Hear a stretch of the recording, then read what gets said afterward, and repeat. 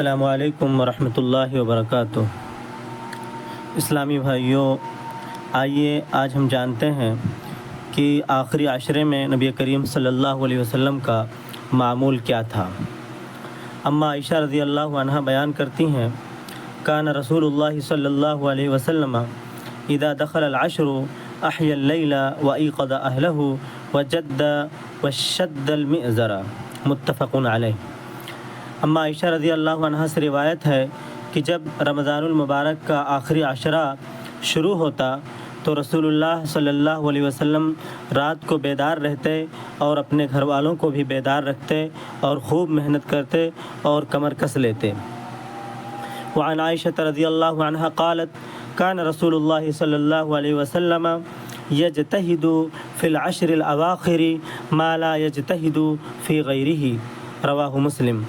اماں عائشہ رضی اللہ عنہ سے مروی ہے کہ رسول اللہ صلی اللہ علیہ وسلم رمضان میں جتنی مشقت عبادت میں برداشت کرتے تھے اتنی غیر رمضان میں نہیں کرتے تھے، اور رمضان کے آخری عشرے میں جتنی محنت و مشقت کرتے تھے اتنی پہلے دونوں عشروں میں نہیں کرتے تھے۔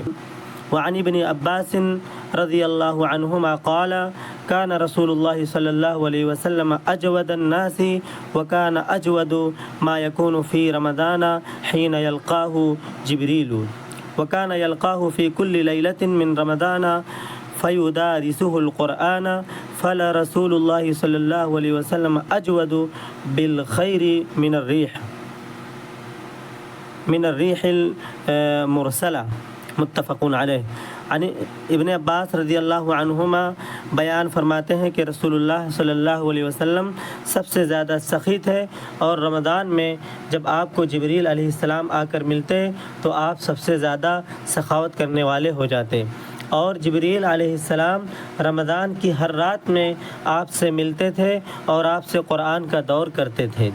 جب جبریل علیہ السلام آپ سے ملتے تو آپ بھلائی میں تیز ہوا سے بھی زیادہ سخاوت فرماتے تھے۔ پتہ یہ چلا کہ نبی کریم صلی اللہ علیہ وسلم آخری عشرے میں عبادت کا خاص اہتمام کرتے تھے۔ دوسری بات یہ کہ آخری عشرے میں عبادت کے لیے اہل و عیال کو جگانا مشروع ہے۔